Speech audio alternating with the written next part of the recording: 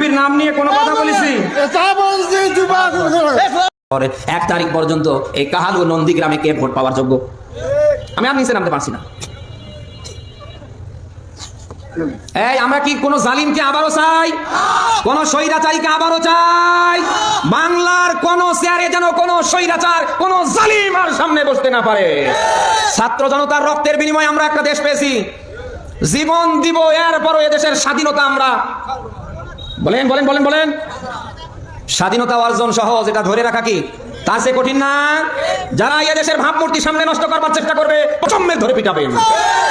আমরা চাই আগে সংস্কার, এরপরে কি? আরো জোরে বলেন। আগামীর বাংলাদেশ যারা কোরআন সুন্নাহ ভিত্তিক চালাতে চায় আমরা তাদের পক্ষে আছি তো, আছি তো। আল্লাহ তাআলা যেন কোরআন সুন্নাহ ভিত্তিক একটা রাষ্ট্র আমাদের উপহার দেন। সকল ষড়যন্ত্র থেকে দেশকে, দেশের 18 কোটি মানুষকে যেন আল্লাহ হেফাজত করে। আচ্ছা, আমি বিএনপির নাম নিয়ে কোনো কথা বলেছি? এই ভাই, আপনি কাকে ধরছেন? আমি কি বিএনপির নাম নিয়ে কথা বলেছি? আপনি কথা বলেন, বলেন বলেন কথা বলেন, কথা বলেন, আপনি কথা বলেন। আপনার সাহস তো কম না, বেয়াদবের মতো কথা বলেন।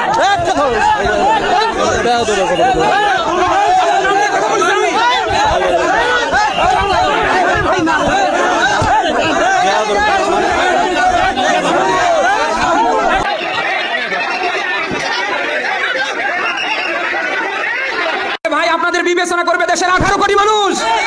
তারা যদি আপনাকে ভোট দেয় আপনি চেয়ারে বসবেন, অসুবিধা কোথায়? জামাতি ইসলামের কথা বললেই আপনাদের গা চুলকায় কেন? জামাতি ইসলামের কথা বললে গা চুলকায় কেন আপনাদের? সারা দেশে নিজেরা নাশকতা তৈরি করছেন, সারা দেশে নিজেরা টেন্ডারবাজিতে 180 মাইল বেগে চ্যাম্পিয়ন হচ্ছেন, আর সব দোষটা দিয়ে দিচ্ছেন জামাতি ইসলামের ঘাড়ে। আর এই কথা বললে আপনার গা চুলকায়। এই বসেন, আপনারা বসেন।